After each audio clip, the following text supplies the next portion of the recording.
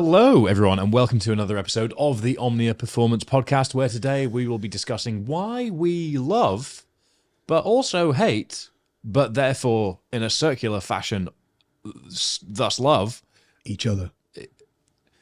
That's a different podcast, isn't it? The winter. Oh, the punchy intro that had been planned meticulously for all of 6.5 seconds before. Too big of a space there, which is what she said. Keep going. Just keep going. If you're new around here, I'm sorry. This is not the normal, but what we know. What we normally do here is discuss all things hybrid training and everything in between. But what you should be discussing amongst your friends is how excellent these episodes are, and you should be doing that by sharing this with them, by following and or subscribing on whatever platform you're listening on. If you're watching, hello. Hi. Yeah. And make sure to rate and or review the show. That would be much appreciated. Thank you very much. This is the second episode coming out of the new podcast studio, which is very, very exciting as we are about to enter a big old rhythm of podcast cadence, which is going to be cool because it's going to get chaotic and we're going to have to be more bold and open with our opinions to keep up the one episode a week cadence. So bad news for us, good news for you, probably, I guess, because Jonny's already shown his true personality fairly quickly. Didn't take long, did it? No, it doesn't take long at all. It didn't take long at all. That's just the tip of the iceberg. It's going to get worse. The tip of... Or better. The tip of what? The iceberg. Oh, the iceberg. Sorry. Okay. Never mind. So that's the most garrulous and least congruent intro we've ever done. Please don't expect that as the norm. You know, if you go back through however many episodes of the podcast, and I think you go to the intro, 45 or something. Yeah. There's about 80% of them where we've had a really rambling intro, and then you said, "Well, that's the most garrulous and ridiculous intro we've ever done." I think is it a slippery slope or is it actually an uphill? At some point, what's going to happen that will buck the trend is we just do a slick professional intro. Hold on to your hats. That's boring. That's boring. Jamie, how long have we been running so far? What, the studio? No, the runtime podcast. Sorry, 2:30. So that's 2.5 minutes of your life spent listening or watching us say effectively nothing. So here is something. The wintering. Mm-hmm. A concept that's very important to us because we believe physically, psychologically, spiritually, it is a core component of what makes us the individuals and quote-unquote athletes that we are. And that is for many reasons, one of which being that this is the time of the year where it's easy to sort of lie down and just kind of embrace the comfort that comes with warmth and sofas and mulled wine and pigs in blankets and all the obvious things that I very much encourage everybody and myself to enjoy excessively. All the things I wish you weren't naming right now. But in the pattern of this time of year, it's easy to break out of the habits that you know are important to you, that you know are useful to keep you moving forwards, to hold you accountable to your goals, both fitness, personally, professionally, whatever they might be. And for us, we have always, we took a decision a few years ago, didn't we, that we would use the winter and give ourselves a clear structure and set of goals relevant and relative to the winter so that we could come out the other side feeling like we've conquered it, so to speak, which means going into the rest of the year, we feel confident, like we've got a good baseline to work from, that we've built our resilience, that we've exposed ourselves to difficult things. And essentially, ice baths are very in vogue. It's because they're cold and uncomfortable. But so is the outdoors.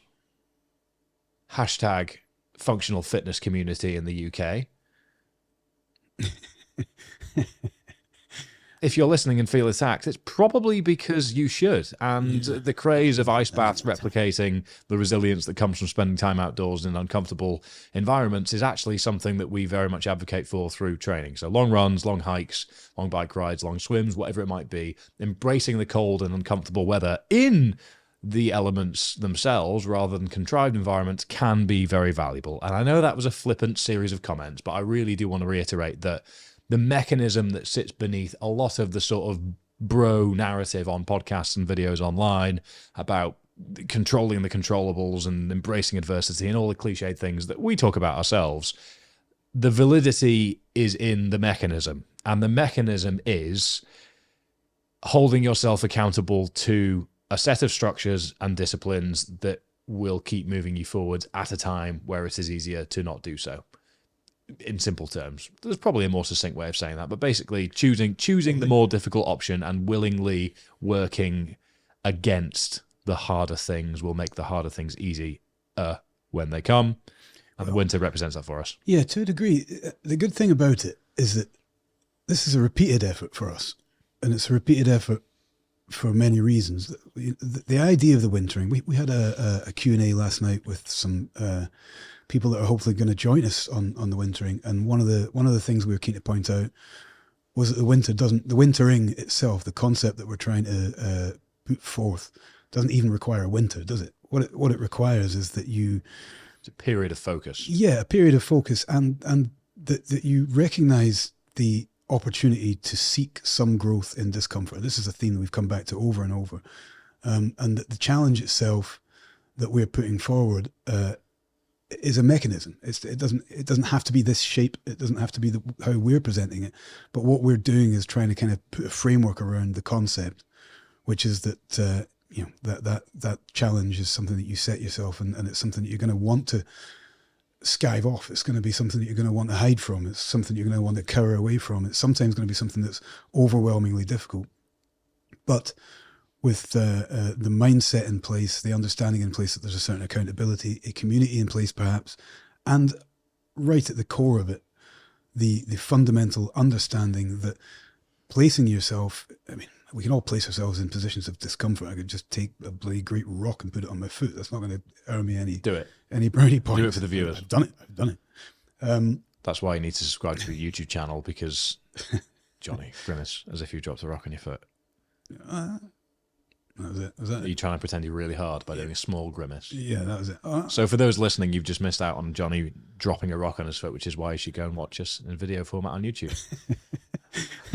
So the point being is that, yeah, the wintering doesn't require a winter. The wintering is a concept around, which we've created this framework, and what we're trying to say is that, I mean, I know you've been flippant, and I know there was a good point that you were making, in that the idea of an ice bath is a very temporary, very momentary kind of call to an idea that is conceptually good but doesn't take it far enough. I think. Well, it can do. Everything's relative, but it doesn't invalidate it. But the that's mechanism, kind of where I was going with that. Yeah, it's not. It's like there's a really good core idea there, dressed up in a lot of kind of silliness and faddery, which I'm not sure is a word.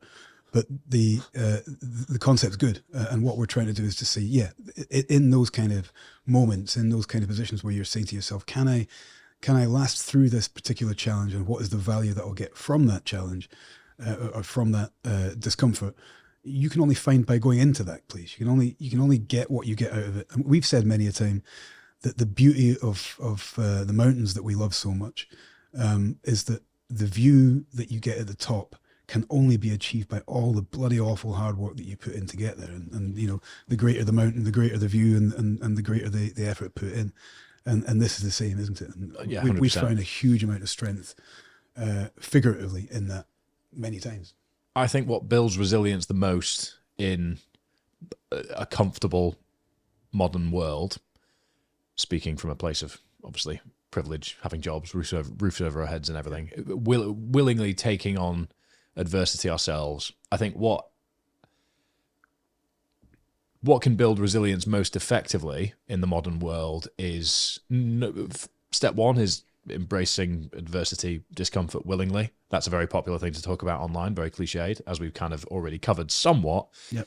But the next step is to do it where there's variables at play that you can't control. So, for example, an ice bath on your balcony overlooking the River Thames. Fantastic. You've got a setup whereby you can willingly embrace adversity in an environment where it's difficult to actually normally access that, and build up your tolerance and resilience against the friction and the sort of resistance that your brain will present to you. However, if you take yourself out into North Wales and you go out into the unknown, you go to a new route, obviously you're focusing on safety, and then you find yourself battling through elements that you haven't experienced, you can conceptually prepare for what rain might come, what wind might come, what temperature might come. But being out in the elements means that you aren't controlling that environment. Yeah. And that's where I think the value has been for us over the course of ultras over the years, and why the wintering for us is the way that it is, and why we've kind of set it up so that other people can get involved in the way that it is because putting yourself in the position whereby you are going to be presented with challenges that you did not fabricate yourself to tackle head on will develop resilience much more effectively than contriving your own set of adversity to work through will. Yeah, I like the distinction there, actually. And I guess an underline to that is that the certain things that we've done and that we're trying to encourage people to do within our concept of the wintering is that you then place yourself in a position where the challenge holds questions you haven't even conceived of yet. Yeah. So again, to flog a dead horse with the ice bath, you get in the ice bath, you know you're going to be bloody cold, you're going to get in it and you might have X time in it. You beat that time, well, hey, I did well today. Or you just, whatever. The discomfort's very real, but the risk is zero. And we're not asking people to take risks, but ultimately the variables are very, very well controlled.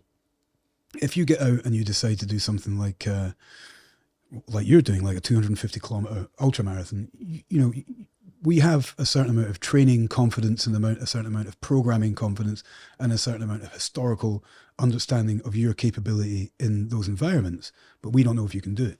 So we're confident that we can get it done, but we don't know what the weather's going to be like. We don't know whether or not there's X, Y, and Z is going to happen along the way. We don't know whether or not on this particular occasion the fatigue just gets to you, etc., etc. So you're putting yourself willingly in a position where the questions are going to be asked and you have no idea what the answers are. You hope that you've got the answers, but the only way to find them is to get to that point where you have to spin around in a circle and do what we've done many times before, which is to get to that point where you say, I want out of this. This is crap. I'm uncomfortable. I don't think I can do it. I feel tired. I'm fed up with it. I miss Erin. I could just be in that truck over there having a nice cup of tea. All those things are easy to just say, and why don't I? Let's just take an extra 10 minutes and have a cup of tea, or whatever it might be. And in those kind of constant repeat, can I, should I stop, should I not stop, there's a huge amount of learning in that. And that for you is going to be a 250 kilometer run. For anybody entering into the wintering with us as a community, it's going to be a 12-hour long endurance expectation. And as we discussed with potential candidates for that last night, that can be whatever you want it to be, as long as we've all established that the parameters that you set yourself, the challenge that you set yourself, is bigger than you might be able to achieve. And like we said, we should underline, we're talking about risk and we're talking about environmental variables that you can't control, etc. But you can control safety, and we're keen to talk about that individually and as a group. But you can't control how you're going to feel about it, and you can't control how that's going to ultimately affect your psychology, and you probably can't control how. I mean, the only way to know whether you can do a 250 kilometer ultramarathon is to go and try and do a 250 kilometer ultramarathon, and having not done that before, you don't even physically know if that's something you can do, which is why that's the wintering for you, So in it is so much beauty, so much understanding, so much learning, and we've come out of those things, and you get a week or so afterwards where you feel like the whole world's upside down, you don't know what's going on, and then all of a sudden the gold, the nuggets come out, and you go, my God, I learned X out of this, and I know so much more about myself, and you've talked, and I know I have on many occasions, about what you get from that also isn't about training. It stops being about training really very early on. It starts to be about resilience, which can be applied into many, many things. It could be an interview that you've got coming up. It could be a conversation with a loved one that you find uncomfortable. It could be, the stuff we've talked about before with Climb Your Own Mountain, where you just maybe feel a little bit lonely, but you're scared to go and join a group. And that having done this thing, which took a lot of guts, you think, well, if I can do that, then I can do this. So there's so much more. This is not just strength and conditioning. This is, as you've said yourself, this is earning resilience and building resilience through challenge. The fashionable thing to say is get comfortable being uncomfortable.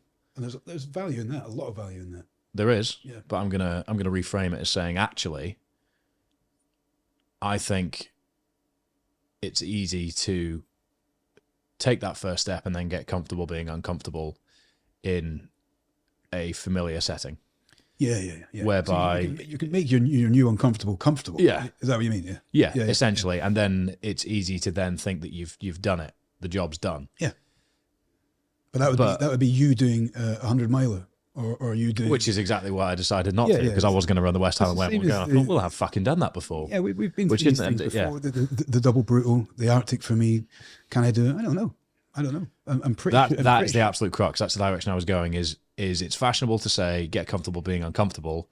I think the essence, the thread of DNA that really brings the value in an endurance in a training setting is get comfortable, putting your ego to the side and walking towards the unknown, willing to accept what comes next. Feel the fear and do it anyway. That's the name of a book I read, I think 30 years ago. And just the title of it, the book was excellent, but just the title of it stuck with me. And Feel the fear and do it Feel anyway. the fear and do it anyway. You know, like you've just said, this is scary as hell, but I can see the value at the other side. I don't know if I can get through to the other side, but there is value. So I could try and go around it. Nah, you got to go through it. Let's go. I was listening to a podcast earlier where there was a big conversation on journey, not destination. And I can't remember who was being referred to. It might have been Tim Kennedy, but he has a tactic where he books holidays 2 years in advance so that he is constantly anticipating that holiday and always sort of working against the background of that anticipation. And I think he wrote in a book once that he found himself standing on a balcony, sipping a cup of coffee, thinking, oh, wouldn't it be great to book this place for next year? He'd literally arrived at the fucking destination he'd been waiting to get to for 2 years, and he was already thinking a year in the future. Because the value for people that are driven, if you're listening to this, you're obviously wanting to build your resilience, you're wanting to train at a high level, you want to be productive and develop yourself and all these things. The value is in the journey and not the destination. And that's what the wintering is. The wintering is a journey of development, which needs some goals and metrics to hold you accountable to at the end, so you're not just working arbitrarily. But the destination's irrelevant. It's the person you become along the way and the lessons you learn about yourself that can then be applied to more positive conditions at the back end when the weather starts to turn and become more positive. That's where the value is, and that's why we are this will be year 4 of a real focused wintering strategically for you and I. Yep. And we're very excited to have 5. You're 5, maybe. Yeah, 5, yeah. Yeah. Yeah, you're right. Yeah, 5, yeah. Yeah. And we're very excited to have people coming along the way, which is probably a good point to talk about actually what that's going to look like. Yeah. It'd be silly of us not to. So, well, just before you go into the detail, just again to underline what you're saying, the great part of it this year, if this is year 5 for us, we've had community interaction, but it's been allowing us the opportunity to hear people supporting us. You know, Nevis being a really good example is that we were very fortunate and privileged to be able to hear words of encouragement throughout, and that was so important to us. That the wonderful kind of positive iteration has been, you know, now we want this to be an opportunity for everybody to share in that and to see what that's like and to feel what that can be, and to, you know, we're not asking people to climb up Nevis a ridiculous amount of times, but something that challenges you. But to have that community around you, which we've built with this, is exciting and fascinating, but provides a totally different aspect, a totally different lens on it for us, I think. and to be entirely candid and selfish, it's a fucking lonely time of year, which means that having people that you can find familiarity with and what they're training for, what they're working through, is a very reassuring place to find yourself in. Yeah, for sure. Yeah. So in simple terms, I'm going to try and ad-lib this, but first and foremost, I'm going to direct you to the landing page that's in the show notes or the description down below. All the information's there. You can sign up to the wait list. This product is going live on the 27th of December and will be on early bird pricing until the 31st. It will then be on full pricing until the 5th of January. It will then be closed for intake to kick off on the 8th of January. So if you're listening to this in the future, sorry, look forward to next year where it will be even bigger and better. But if you are listening to this in a timely fashion, then check out the landing page down below for a probably more succinct version of what we're about to describe, which is an online group training program focused on 12 weeks of physical, mental, and sort of general development to make you a better version of yourself leading into the rest of the year, following the principles that we really hold dear and we've seen a huge amount of benefit to, focusing on top-end strength endurance, a variety of metcons, and a huge aerobic base really sort of sitting underneath that. We're going to be taking people through a baseline testing week and then working everybody towards a 12-hour max distance effort on their feet. And you might be panicking at the thought of that, thinking, no, that's not for me, but that's exactly what we want. We want you to be embracing that fear and to do it anyway. And whether it's an hour of walking, you sit on a park bench for 10 hours and then walk an hour home, that is equally as valuable as the person that runs for 12 hours in snow being chased by polar bears with Arctic explorers on snowmobiles chucking bow and arrows at them as they go. What matters is the individual progress that goes along the way, and that is an entirely relative concept. There's no room for ego in this process. We want people to feel the fear and walk willingly towards it, and that's what we hope to create through the community. We'll be hosting weekly live Q&As. There'll be a WhatsApp community, and there'll be a separate sort of centralized board for it on our members community on Circle. And that means that you'll be held accountable by the community itself, loyal to the cause of the wintering, loyal to what everybody's working towards, and laser focused with the nutritional support and everything that we'll give you as well as we move everybody along the training journey that Jonny and I will be working through as well for our own winter. Yeah. And we're excited by it. The only advantage that we have is we've seen the programming.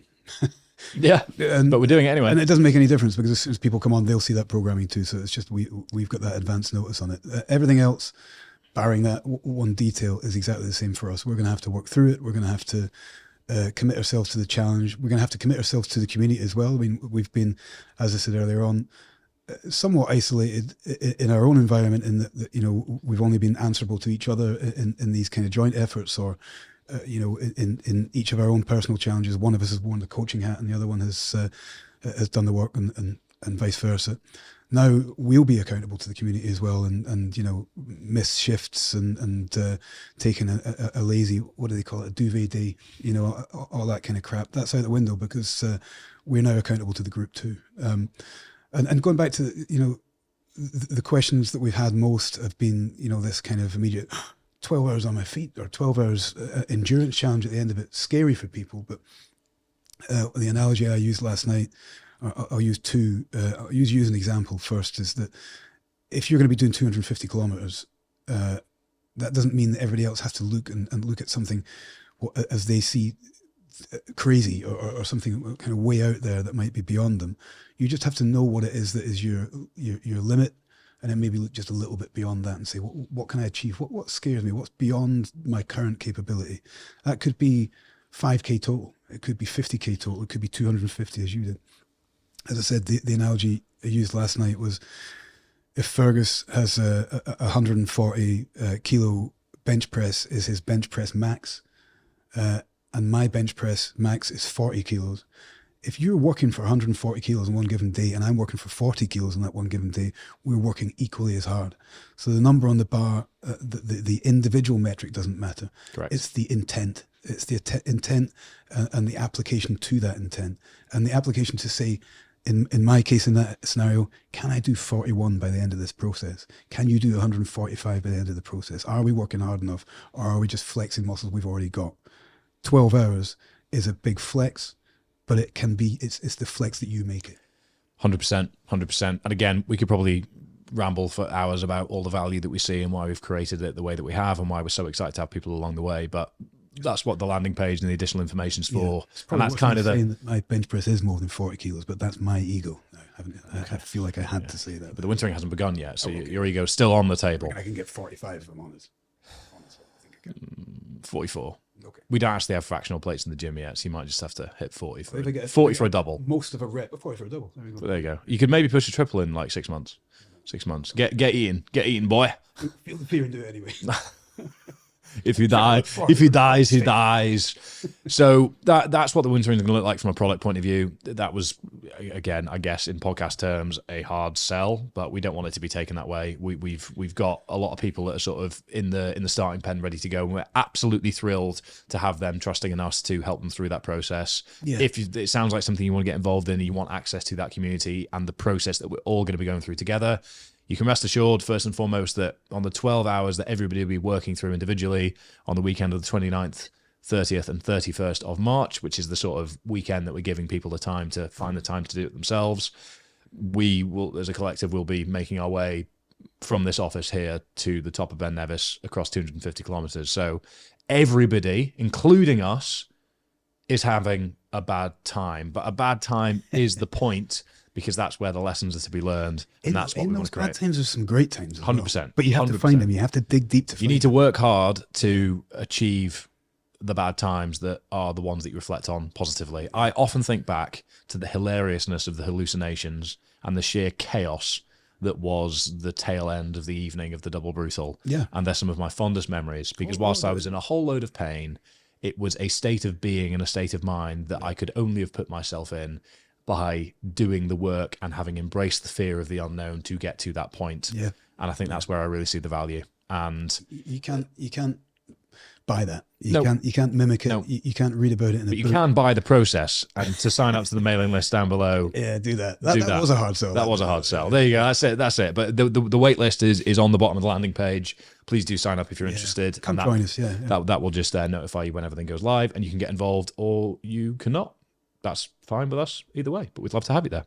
So the bottom line is, for us, we love training across a variety of disciplines around the year, because at its core, I guess, I had this conversation on the consultation earlier, we want to act like children, which is to follow the goals and pursuits that are exciting and fill us full of curiosity, as you would if you were running around a big open expanse of grass and you see a football or you see something to pull yourself up on. I've done binary training. I've done monostructural, one single discipline focused stuff, and I've loved it and I've extracted merit from it.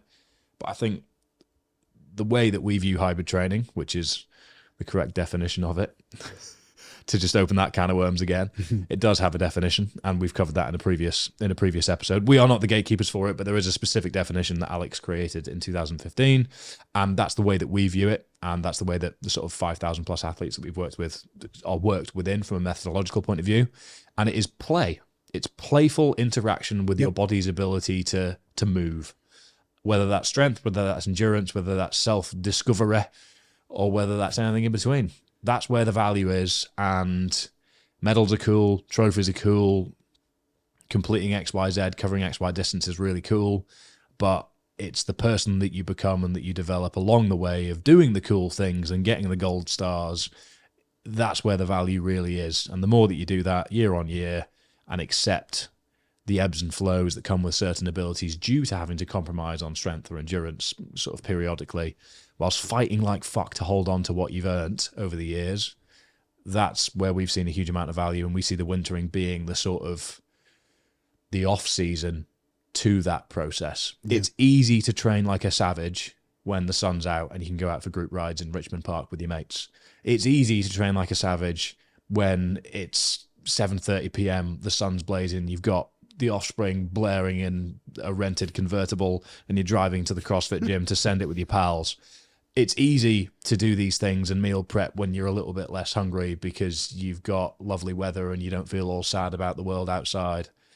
But it's hard to do it when it's flipped on its head. So if you can work against that, you will set yourself up for success. Yeah, it's also easy to hide away from the things that are your weaknesses. It's also easy to sit in a very binary or monostructural process, because the things that you see outside that process are scary. It's easy to hide.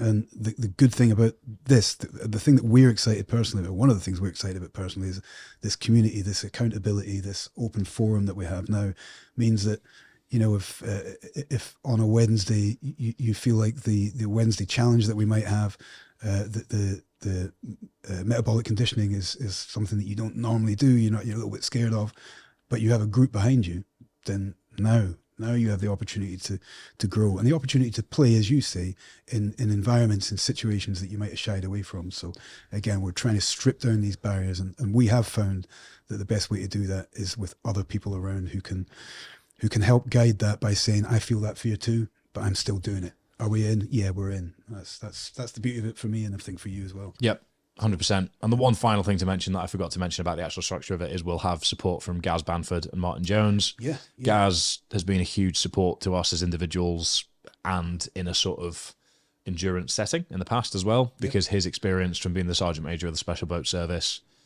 has given him a profound ability to make complex information simple and to apply that in a human way that makes it very easy to act upon.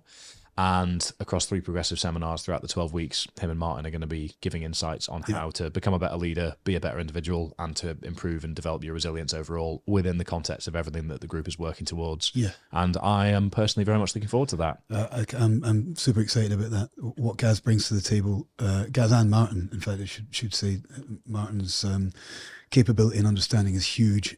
What they both bring to the table is mind-blowing. So we're really excited to have that as an addition as well. So yeah, more on the table. 100%. We'd love to hear from you. If you want to DM us, email us, reach out to us individually with what you view the value of the wintering being, whether that's from our lens or completely from your own. It's not a phrase that we own nor protect, but we do own all the domains, so can't grab those, I'm afraid. But depending when this goes out, which is very soon, there's also time to ask questions. There is time to ask questions. So get them in quick. And don't forget those dates. Correct. Those are the key dates. All on the landing page, which is available through the link down below. And as always, if you do have any questions on anything we discussed on the podcast, any suggestions, any perspectives on the things that you have based on what we've discussed, we'd love to hear from you. On Spotify, there's actually Q&A features as well that you can now put in there. And if you're watching on YouTube, pepper the comments, please. Thank you very much. Other than that, like the video if you're watching, follow or subscribe if you're listening, and subscribe if you're on YouTube as well. Share this episode or episode previously with a friend. Perhaps see you in amongst the wintering. At the very least, we hope you've signed up to the waitlist. And rate and or review the show if you're listening on Apple Podcasts or Spotify. We don't really care about other platforms. So if you're listening there, just keep doing what you're doing, but preferably go and listen on Spotify or Apple Podcasts. Cheers. Thank you very much. Resilience is earned.